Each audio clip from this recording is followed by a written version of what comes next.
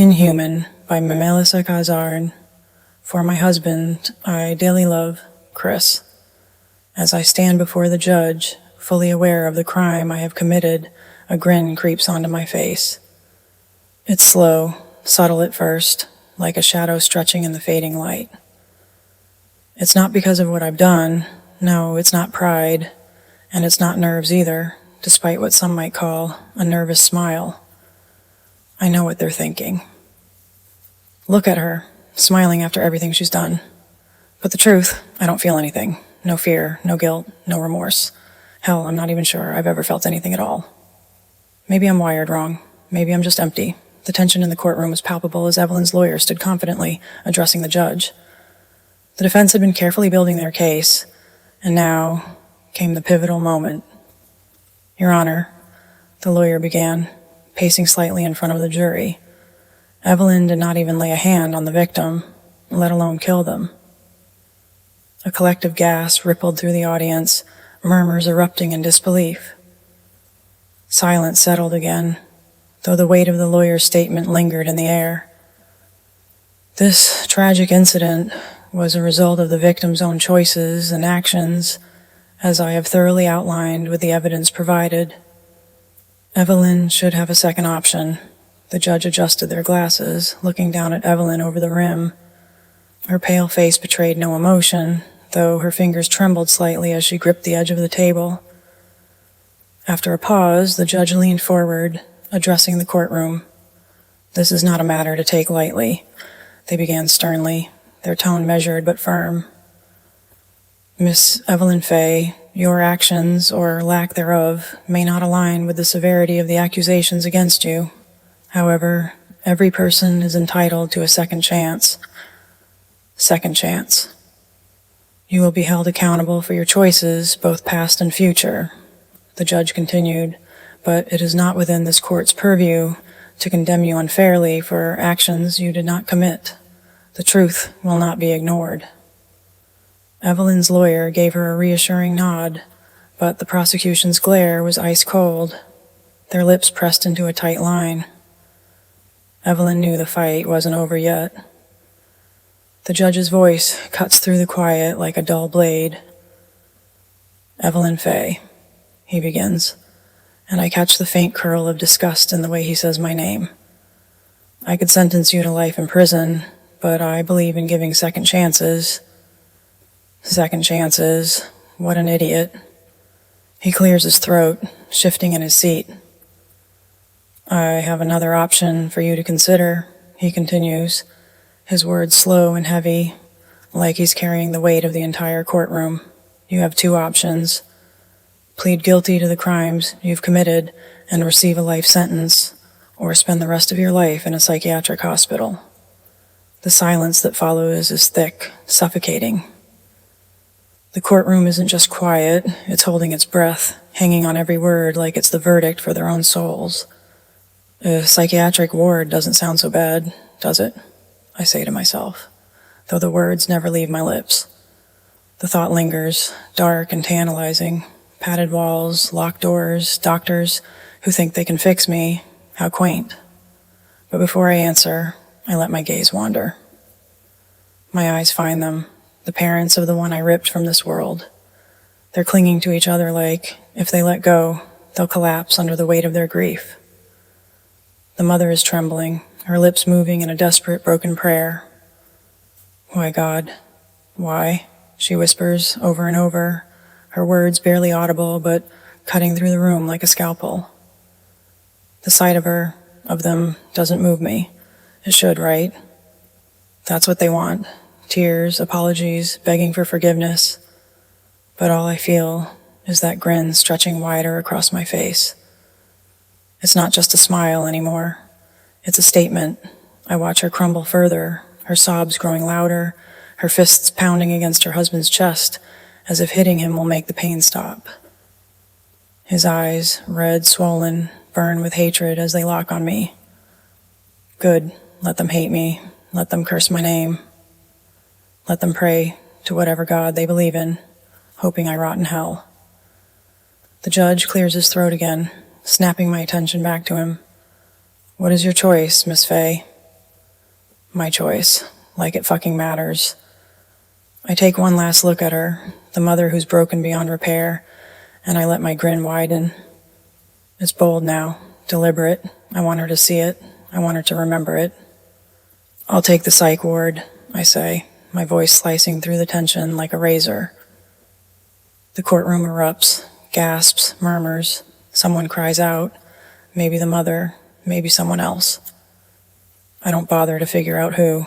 Her scream finally shatters the silence, raw and primal, echoing off the walls.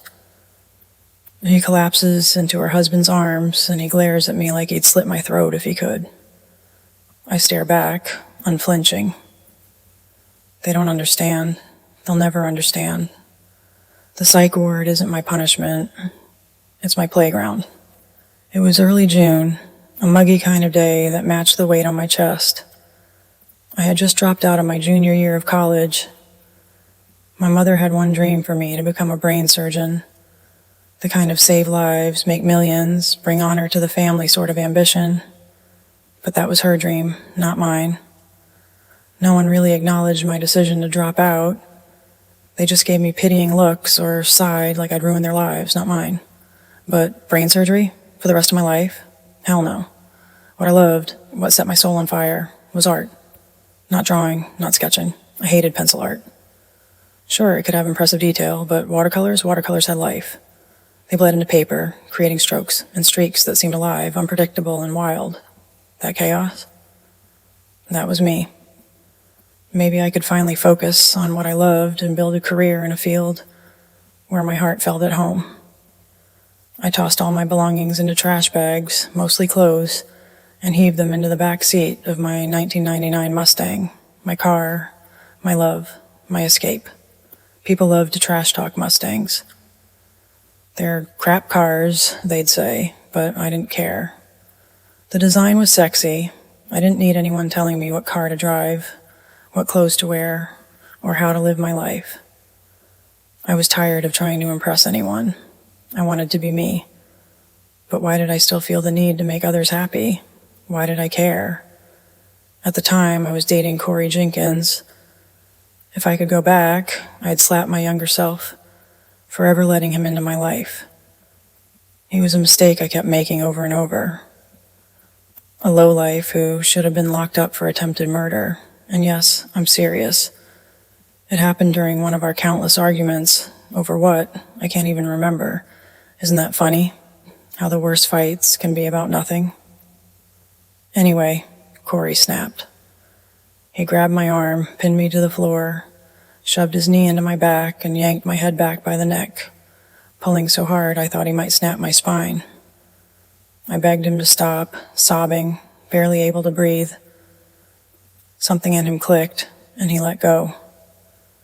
I scrambled to my feet, shoved him out of the bedroom, slammed the door in his face, and locked it. "You stupid bitch," he screamed from the other side. The door shuddered with each punch as he tried to break it down. By the second hit, the top corner of the door was splintering. Finally, he gave up, grabbed his keys, and stormed out as if nothing had happened. I fell to the floor, trembling, my phone in my hand, my thumb hovering over the call button. I wanted to call the cops. Hell, I should have called the cops, but instead I turned my phone off and curled into myself. People do stupid things when they think they're in love. Or was it even love? Maybe I was just terrified of being alone. God, I hated being alone. A week later, I noticed Corey was coming home late.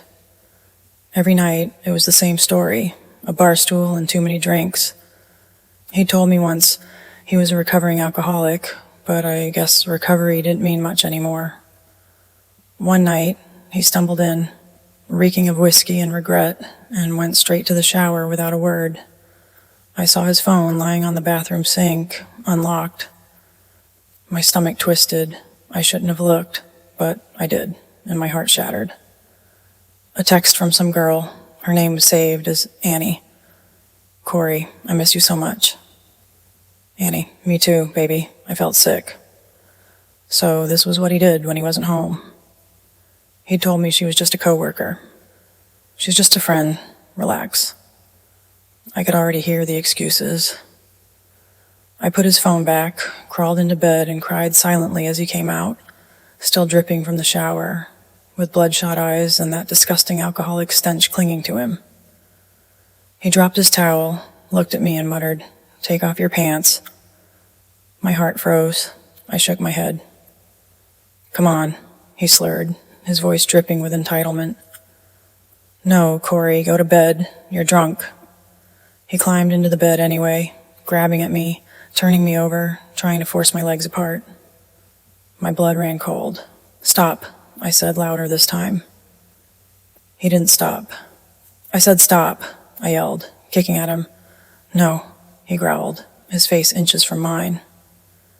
He leaned in, kissed my neck, and tightened his hand around my throat. His voice dropped to a venomous whisper. "I'm gonna kill you." Panic surged through me. I yanked my pants back up and pushed him off me, his grip slipping just enough for me to breathe. Was this the moment I became a statistic?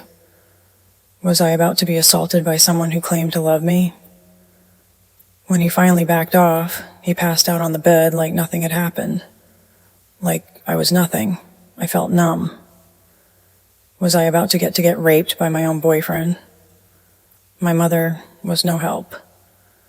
Kimberly Faye was too busy drowning in her vodka bottles to care about my life. She smoked like a chimney, drank like a sailor, and carried herself like she was better than everyone else. After her divorce, she just gave up. Of course, she blamed me for everything. That night, as I sat in my Mustang, the steering wheel, I asked myself, how did I end up here? And more importantly, how the hell do I get out? It's your fault your dad left us. I wish you were never born. You're worthless. But deep down, she knows she's the one to blame. I stay out of arguments, out of the mess. Not to brag, but I'd say I'm probably the sweetest, most honest, kindest, and most innocent girl you could ever meet on this godforsaken earth. But why am I here now, standing before a judge? Corey passed out next to me, completely unaware of what he'd done. I was relieved that nothing worse happened. Still, I couldn't stop crying quietly to myself as I ended up sleeping on the couch in the living room. What a stupid decision to stay. I had no car, no money, and was an hour away from home. Yet I chose to stay. The next morning, around 10 a.m., Corey woke me up in his boxers, yawning and rubbing his eyes. "Why are you sleeping on the couch?" "Are you fucking crazy?"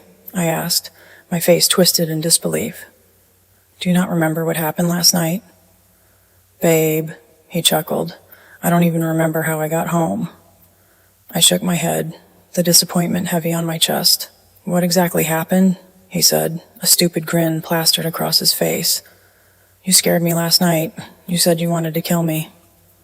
He laughed and looked up, trying to remember. "Are you sure I didn't say, 'I'm gonna kill that pussy'?" he said, laughing louder. I stared at him unimpressed, still holding my ground. "So you remember what happened, right?" "I don't know what else you want me to say. Drop it already. You're getting on my fucking nerves," he snapped. He returned to his room, turned on his PlayStation, and threw on his headset as if nothing had happened.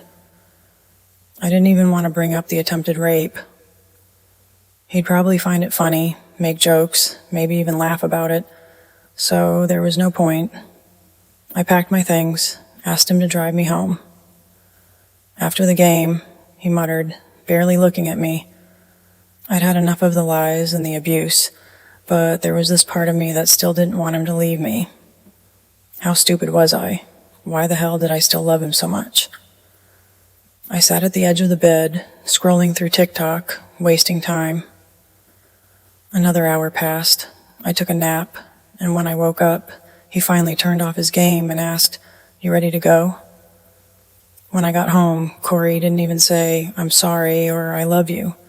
In a healthy relationship, those are the words I want to hear.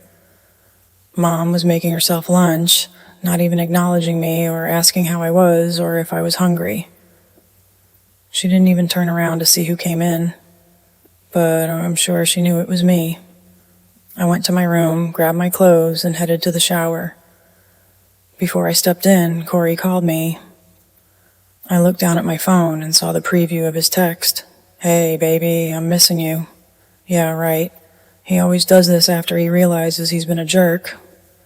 I'm not sure if he's bipolar, a narcissist, or both. I decided to ignore it and play some Kurt Cobain instead. "Rest in peace, Kurt Cobain," I said quietly to myself. I stepped in and let the cold water hit my face. I jumped at the shock of it, but it felt fantastic. If I take hot showers, I get sick. Corey hated when we showered together because I always said, "Don't make it too hot." Oh well, it doesn't matter anymore. Not that we shower together anymore. My phone started ringing. I knew it was Corey because I'd customized his ringtone to Isaac Chapard's "Let Me Sleep," a piano piece that seemed to fit him perfectly. The title was perfect for Corey. Let me sleep. I smiled, but then quickly lost it. After about 20 minutes, I decided to get out of the shower. The water was starting to warm up. That's when Mom started banging on the door. Perfect timing. "Eve." "I'm getting out already," I shouted back. "Hurry up and stop wasting the water." I stayed quiet. She hadn't even paid her water bill. It's free for her. "Eve, get out right now," she yelled again. "I am, Mom. I'm getting ready. Hold up," I called back, but I could already hear her walking away. I dressed quickly to avoid dealing with her later, grabbed my dirty clothes and tossed them in the laundry basket. Jesus Christ, Evelyn. Don't take forever in there like last time. "Mom, why would you even say that? You know I wasn't doing that," I responded, trying to stay calm. "I want you to do the dishes tonight," she said, ignoring me entirely. She changed the channel on the TV and lit her fifth cigarette, coughing loudly and wheezing. "You okay?" I asked, genuinely concerned. "Am I okay? What makes you think I'm not?" She coughed again. "Just making sure." I grabbed my phone from the bathroom and went back to my room. I closed the door, sat on the bed, and dialed Corey. There were 8 missed calls and only 1 text from him. "Hey," I said, answering the phone. "Why didn't you pick up the phone and call me back?" he demanded. "I was getting ready in the shower," I explained. "So," he said, sounding annoyed by my response. I heard Mom cough again, even more quietly now, and she called my name. She sounded like she was struggling to breathe. "Corey, I'll call you back," I said, quickly hanging up. But before I could end the call, he shouted, "You better not hang up." I clicked off before he could finish. I jumped out of bed and rushed to Mom. She was slumping over, barely conscious, leaning against the chair. "Mom!" I caught her just before she hit the floor and dialed 911. "What should I do?" I asked the operator, panic in my voice. "Is she still breathing?" the operator asked. "I don't know," I sobbed. "Check her pulse and see if her chest is rising." "She's barely breathing. Please, come quickly," I cried. It felt like hours, but it was only 30 minutes before I heard a knock on the door. The paramedics rushed in, immediately assessing the situation. They took her blood pressure, monitored her oxygen levels, and put an oxygen mask on her. One of the paramedics looked at me, his face grim. "Can you tell me what happened before you called?" "I don't know. I was in my room when she called my name." "Did she say anything? Was she sick?" "She had a coughing fit and was wheezing." "How much does she smoke?" 2 packs a day, I think," I replied, my voice shaking. The paramedic's face showed shock. "She's having a stroke," he said to the other paramedic. They carefully lifted her onto the gurney and started moving her to the ambulance. "Can I come?" I asked, panicked. "Sorry, we don't have room for you, but you can meet us there." "I don't have a car. Well, I do, but I'm not allowed to drive it. I'm sure your mother will understand." "Please excuse us. We need to leave." I rushed back to the house, grabbed my mother's keys, and hesitated for a moment before starting the car. "She'll understand," I muttered to myself, but I wasn't sure. I got in the car and drove to the hospital. I ran into the hospital lobby and approached the front desk. "Hi, Kimberly Fay. My mother was just sent here." "Let me look her up," the receptionist said, typing slowly. "She's in the intensive care unit. You can wait in the waiting room until further notice." "Anything else I can do?" I asked, tapping my thumb on the table nervously. "No, you're all set. Can I have your name?" "Evelyn Fay," I said. The receptionist printed out a sticker with my name and guest written on it. "When can I see her?" I asked. "I'll let you know as soon as I can," she smiled. I walked slowly to the waiting area and sank into a chair. Corey had stopped calling. I checked my phone and saw 22 missed calls and 2 text messages. "Are you cheating on me?" the first text read. The second one, "I think we should break up. I'm tired of you playing games with me." "What?" I muttered aloud, forgetting where I was. I quickly looked up to make sure no one heard me. I dialed Corey back, but he didn't pick up. Instead, I sent him a text. "My mom is in the ICU. She had a stroke." His reply came back quickly. "Prove it, slut." I took a selfie of myself crying. "You look cute when you're sad," he replied. Every nerve in my body twitched. Who the hell does he think he is? I thought. But part of me was still trying to figure out if he cared. I called him again, and this time he picked up. I walked out of the lobby and said to him, "You have no idea what's going on right now. My mother is dying and you're still playing games with me." "Why?" I demanded, my voice shaking with a mix of fury and helplessness. "Why are you acting this way?" He let out a soft chuckle, the kind that made my stomach turn. "I don't. It's funny to me, I guess." I didn't think before I spoke. The words rushed out before I could stop them. I was so furious, so terrified about what was happening with my mother, my mind a whirlpool of anxiety and anger. "You tried to rape me last night, and I know you've been cheating on me." "What?" He laughed again. "What are you talking about?" "Why?" I raised my voice, the desperation creeping in. "I'm not sure what you're on about. You're starting to irritate me." "Are you serious?" I couldn't hold it in any longer, slamming the phone down. I sat there for a long time, staring at the screen of the phone, waiting for him to call or text me back. He always did, but not this time. My mind raced. He's never done this before. Why wasn't he reaching out? And yet, there I was, my fingers typing the same number I had just hung up on. I'm pathetic. "Are you done being annoying?" he asked when he picked up. "Sorry," I mumbled. "Baby, I've been thinking we should break up." And it hit me. The words stung like cold needles, even though I knew it was coming. Why did it hurt so much? "Why did you say baby after you just broke up with me?" I muttered, barely holding it together. The irony of it was suffocating. "You've never loved me, Corey. I'm so stupid for not seeing it sooner." I couldn't stop crying, and I begged him to stay. I don't know why, but I needed him to stay. Even after everything, even after he ruined me. And then a woman's laughter. Was I hearing things?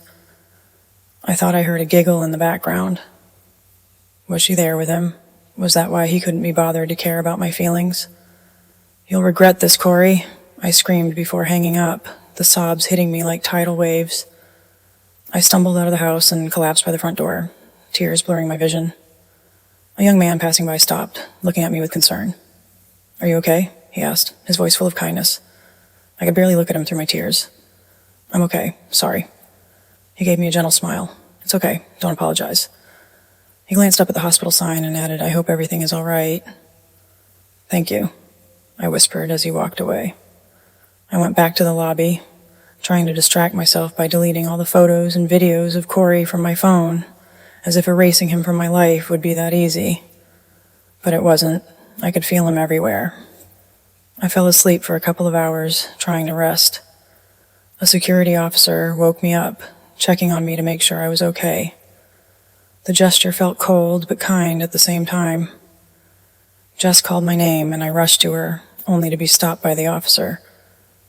"Sorry," I muttered, continuing to walk slowly toward Jess. "Hey," she greeted me, her smile so soothing. "Your mom's waking up right now. She's doing fine. You'll be able to see her in about 30 minutes. Relief flooded through me, but then there was Corey again, tugging at my thoughts. Why? He was terrible for me, and I knew that, but he was my first love, the one who promised me everything, and delivered nothing but lies and pain. But still I cried. Why was I still crying for him? I stood in front of my mother, watching her struggle to wake up, her one eye barely open. We locked gazes, both of us so silent, both of us so full of unspoken things. I fidgeted with my fingers, my gaze falling to the floor. I knew she was upset with me. I had borrowed her car, and I could see the frustration in her eyes. "I brought your purse," I said, trying to ease the tension. She held out her hand for it. When I gave it to her, she yanked it away, irritation flashing across her face. "Give me my purse," she demanded. I grabbed the purse from the floor and handed it to her, but she wasn't done. She looked inside, rifling through it. "You're just going to stand there and do nothing?" she snapped, her voice bitter. "I don't know what you need," I mumbled. "My cigarettes," she barked. "Give them to me." "Mom, you can't smoke," I protested. "Shut up. I'm a grown-ass woman. Don't tell me what to do." She was angry now, and I couldn't stop it. "Mom, please," I started, but she cut me off. "No, I want to leave. Now," she yelled, stripping away the medical wires from her body as she tried to get up. A doctor entered then, trying to reason with her. "Ma'am, you can't leave. You've had a stroke and you need to stay here to get better. Your liver and kidneys are severely damaged, but my mother wasn't having it. You can't keep me here. I want to go home." The doctor tried to explain again, but my mother was stubborn, her voice rising in defiance. "Listen," he said, his tone softer now. "You need to be on oxygen, and we want to monitor you closely. You can't just walk out of here." She replaced her cigarette pack back into her purse, her face a mask of frustration. "Well then, get me out of here," she muttered before the doctor left. At home, it was the same. My mother lit a cigarette, cracked open a beer, and coughed violently, the oxygen mask still on her face. What am I supposed to do with her? I wondered. Everything felt heavy, and I was spiraling further down. My world felt like it was caving in on itself. She knocked on my door later that evening. "Eve," she called, "you should shower." She didn't ask if I was okay, didn't wonder if I was still alive. Just told me to clean up like it was the most trivial thing in the world. "Okay, in a minute," I said, my voice small. Before I could even open the bathroom door, she asked, "Did he leave you?" "Yeah," I sighed. "I don't want to talk about it." "Can you tell me what happened?" she pressed, her voice tinged with curiosity. "I want some of that drama." I rolled my eyes. Of course, this is what she wanted to talk about. "He cheated on me," I said. She didn't miss a beat. "I saw that coming. I mean, you're fat. Maybe that's why he cheated. You need to lose weight." Her words stung more than I wanted to admit. I wanted to scream at her, but instead I said nothing as she walked away, her gossiping smile lingering. She enjoyed this, my pain, and I hated her for it. Then I got a text from Corey. My heartbeat quickened, unsure if I was hoping for an apology or something more. I opened it, trembling. "Get the trash you left behind. That's it? No apology?" Just cold, heartless words in my eyes. My heart ached. Why was I so desperate for him? Why couldn't I just let him go? But I couldn't, and it hurt more than anything I had ever felt. My mother opened my door without knocking, holding out a poorly wrapped gift. "What's this?" I asked, my voice thick with emotion. She smiled. "It's your birthday present." I reminded her, my birthday was 2 months ago. She sighed dramatically. It won't hurt to say thank you next time. I reluctantly said, thanks, as I opened the box, revealing a scale. Now you can keep track of your weight, she said, her smile sickening. I stared at the scale, my chest tightening. Was she mocking me? A month had passed, and things hadn't gotten better. I was trying to focus on moving forward, finding work, and pushing Corey out of my mind. But it was hard when the house felt like a prison, and my mother was still the same. I found a coffee shop nearby that was hiring and walked the mile to get there, hoping that the exercise would help me shed some of the weight my mom insisted was the problem. As I packed my clothes for the interview, my mother stopped me. A month later, things hadn't gotten any better. I needed out. I found a nearby coffee shop that was hiring and decided to walk there. I couldn't use Mom's car anymore, and maybe walking would help me lose some of the weight she seemed so obsessed with.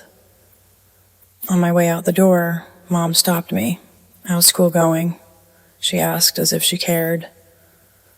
I turned to her, heart pounding. I dropped out.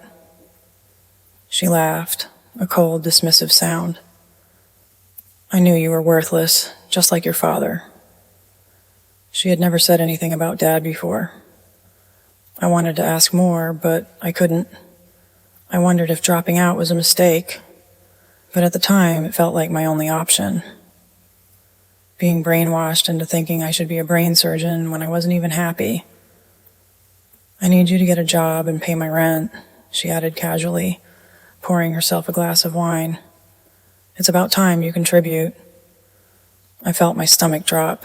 The last thing I need was her to say that. Did she know I was looking for a job? Can I have some money to go to McDonald's? I lied, barely able to speak through the lump in my throat. She sighed, annoyed, but handed me some cash. My purse is on the kitchen counter. Thanks, Mom, I muttered, grabbing the money. From work or prostituting, she added, smirking. I didn't respond. Learn to have fun, she laughed, dismissing me like I was nothing. Right, and Mom, can you leave the door unlocked tonight? I might come late. I didn't want to tell her about the interview. I couldn't risk her asking why I hadn't mentioned it. If I got hired, I'd have to lie. I needed to save enough to leave. She just nodded. Okay, but if you're not back before 8 p.m., don't bother coming home. As I turned the knob to leave, she stopped me. Come here. I let go of the doorknob, spinning around to face her. I need to talk to you, Eve, she said, her voice uncharacteristically soft. I was curious, but also nervous. Was she going to apologize for the way she treated me? Was she finally going to admit she was wrong? I've quit my job, she said, casually pouring herself another drink. I couldn't believe what I was hearing. When? About 3 days ago, she said with a shrug as if it was no big deal. Why, I asked, but I already knew the answer. She was probably fired. I need you to get a job and pay my rent. It's time you took responsibility. I stood there in disbelief, my stomach sinking even further. This was my life now, wasn't it? Stuck here, taking care of her, but never feeling cared for. The weight of everything hit me. This was my reality. I arrived at the job interview on time, feeling my heart race as I stepped into the store. Danny, the manager, was already there waiting. He was tanned with short curly hair that seemed to bounce with each movement. His smile, God, his smile, was extraordinary. I couldn't look away from it. It was like the rest of the world faded out, and I was caught in the warmth of that grin. He spoke in a soothing, calming tone that made me forget why I was even there. I was so mesmerized by his appearance that I nearly forgot to answer his questions. So, how long have you worked in retail? He asked, looking at me expectantly.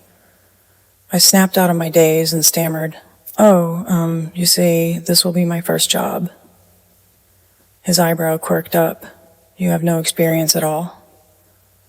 He glanced down at his clipboard and scribbled something, probably judging me. No, but I was hoping you'd assist me, I said, my voice a little shaky. I'm a quick learner, and I can prove it. Danny looked at me for a long moment, then out the door, checking to see if anyone was nearby. His face softened a little and he sighed as if considering something. Look, I'm the manager here, and we're looking for experienced people, but because we're short-handed, he paused and glanced back at me. What I'm going to do is train you, and when you're here on my days off, I'll come back and train you some more. How about that? I could feel my face light up. I smiled so wide that my cheeks hurt. A feeling I hadn't had in so long. It reminded me of being a kid, tearing open dollar store Christmas presents. It didn't matter that they were cheap. It was the moment that counted. Back then, Mom was still a mother, at least in the ways that counted. Not perfect, but better than where she was now. She had gradually transformed into someone cold, distant, like the Grinch. Wait, that wasn't right. By the end of that Asterisk story, the Grinch had turned into the good guy. Would my mother ever change? I had my doubts. Can you start tomorrow? Danny's voice broke through my thoughts. I nodded eagerly, grinning. Of course, I can. We open at 7 a.m., he added, his eyes locked on mine. But please come an hour earlier. I will be, I said with more confidence than I felt. I stood up and shook his hand firmly, then immediately grabbed both of his hands and shook them again. I couldn't contain the joy bubbling up inside me. I chuckled, and he returned the laugh, his eyes crinkling at the corners. You're funny, he said with a smile that made my stomach flip. I'll see you tomorrow. As I walked out of the store, I couldn't stop grinning. For the first time in a long time, I felt like maybe things could turn out okay. Maybe this was the fresh start I needed. I took a bite of my fries and washed it down with a soda, trying to savor the little bit of comfort, but nothing felt right. The place smelled like grease, and I felt my stomach turn as the weight of everything hit me all at once. I glanced around the McDonald's, the fluorescent lights buzzing above me, and I couldn't help but feel like I was just another ghost in a sea of people who didn't care. Everything felt empty. I should have been celebrating. I got a job, but I didn't feel proud. I felt like I was just trying to survive. I pulled out my phone and stared at Corey's text again. My thumb hovered over the screen, but I didn't reply. I shouldn't, but a part of me just wanted him to say anything to make this pain go away. Stop, I whispered under my breath. Slamming my phone back in my pocket, I stood up and tossed the remaining fries in the trash, wiped my hands on my jeans, and left, the cool night air hitting me in waves. But I wasn't heading home. No, I was heading to the park. I told Mom I was going to the park earlier, but that was a lie. A tiny little rebellion against her controlling grip. The walk was longer than I remembered, and by the time I reached the swings, my feet were aching. The park was empty, quiet, the way I liked it. I sat on the swings, kicking my feet into the dirt as I tried to breathe, tried to think. Why was everything always so damn hard? I couldn't shake the feeling of being stuck, like I was drowning but nobody cared enough to throw me a lifeline. And then I heard it, a voice. Hey, you okay? I spun around. My heart skipped a beat. It was Danny, the manager. What the hell? How did he find me here? He was leaning against the gate. I think he was tossing trash away, watching me like he knew something was wrong. His expression was soft, almost concerned. I didn't know how to respond, so I just stared at him, mouth dry. You're not at home? He asked, stepping closer. I shook my head, my voice barely above a whisper. I don't really have a home. He raised an eyebrow, confused. What do you mean? I looked down, shuffling my feet. It's complicated. You wouldn't understand. He crouched down beside me, the weight of his presence, enough to make me feel exposed. But at the same time, I appreciated it. He wasn't running away. Look, if you need someone to talk to. He paused, but his voice was calm, almost like he was offering something I hadn't realized I needed. I laughed bitterly, pushing myself off the swing. Yeah, like, you really want to know about my fucked up life. He stood up slowly, his hands in his pockets. I don't know if I want to, but I'm not going to judge you either. I bit my lip, forcing back the tears that were threatening to spill. My mom's a mess. She doesn't care about me. Corey, he left me. I can't get my shit together. Danny didn't say anything for a moment. Then quietly he said, "You can start fresh, you know. This job, hell, it's not a fix, but it's something. One step at a time." I wanted to roll my eyes, but for some reason his words made sense. "Maybe not everything, but maybe something, thanks," I whispered. I think I needed to hear that. He nodded, his eyes softening. "Anytime." As he turned to leave, I stood there for a few more moments, letting the cool air settle over me. I could feel the weight of the world on my shoulders, but for the first time in a while, it didn't feel too heavy. Maybe Danny was right, one step at a time, but just as I was about to leave, my phone buzzed in my pocket. I pulled it out, my hands shaking. It was a text from my mom. "Where the hell are you? Get home before 1 a.m. or I'll lock you out. You have no place here if you don't follow my rules." I stared at it, my heart sinking. The anger in her words felt like a slap, but somehow I wasn't as angry anymore. More like defeated. I took a deep breath, stuffed my phone back in my pocket, and left the park. There was nothing left to do but go home. But I promised myself, no matter how heavy the weight felt, I would find a way out. Maybe not today, maybe not tomorrow, but someday. I had to. And that tiny spark of hope, well, it was enough to get me through the night.